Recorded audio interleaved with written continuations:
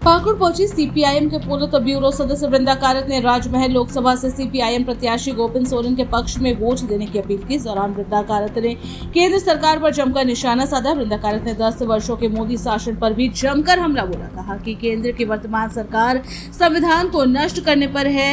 वृंदा कारक ने कहा कि 5 चरणों के चुनाव से स्पष्ट हो गया है कि इंडिया गठबंधन केंद्र सरकार को उखाड़ फेंकने में सक्षम हो गया है।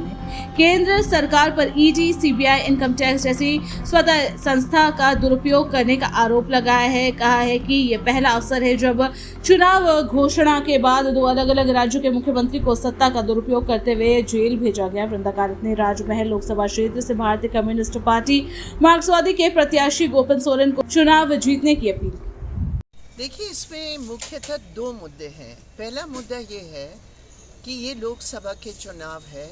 पिछले 10 साल मोदी जी, उनकी पार्टी और आरएसएस ये वहाँ राज किए दिल्ली में, और 10 साल में पूरे देश की जनता ने देखा कि देश की संविधान डॉक्टर बाबा साहब अम्बेडकर के और स्वतंत्रता संग्राम के अनुभवों के आधार पर, कुर्बानी के आधार पर, त्याग के आधार पर ये संविधान बना। 10 साल उस संविधान पर मोदी जी की लीडरशिप में जबरदस्त हमला हुआ। तो एक तो इसके खिलाफ देश भर की जनता, सीपीआईएम, इंडिया प्लेटफॉर्म एक साथ मिलकर लड़ रहे हैं देश को बचाने के लिए, संविधान को बचाने के लिए।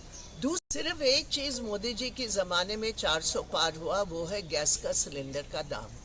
जब वो आए वो 400 रुपया का था और आज वो गैस सिलेंडर का दाम 1100-1200। 400 पार जब मोदी जी कहते हैं ना, इस देश की हर महिला कहती हाँ 400 पार तो आपने करवाया हमारे गैस सिलेंडर के दाम, और हमारा पॉकेट मार आपने किया। वो बात छोड़िए, जहां पॉलिटिकल बात है, मोदी जी जानते हैं किसी भी हालत में इसका आधा भी इनको मिले, इस पर प्रश्न चिन्ह लग गया है।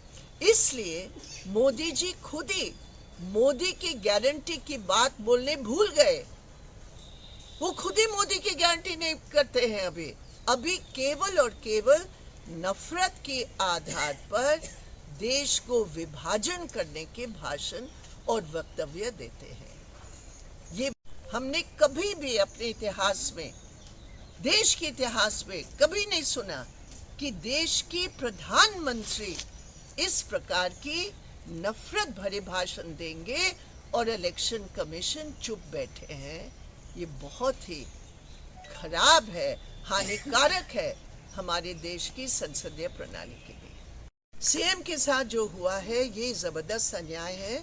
हिंदुस्तान के इतिहास में कभी भी नहीं हुआ कि चुनाव की घोषणा के ठीक उसी मौके पर 2 मुख्यमंत्रियों को ईडी के नाम पर जेल में बंद कर लिया है ताकि बीजेपी उसका फायदा उठाए। हकीकत क्या है? ईडी के रूप में नहीं, ईडी बीजेपी के पॉलिटिकल हथियार के रूप में काम कर रहा है।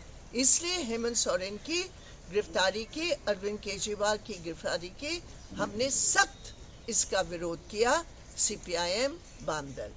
जहां तक यहाँ के मंत्री का सवाल है, जो 35 करोड़ रुपया नगद कैश पाया गया उनके पास, निश्चित रूप पर इसमें बहुत ही गंभीर आरोप है। ये भ्रष्टाचार के आरोप है। इसकी सही तहकीकात और सजा होनी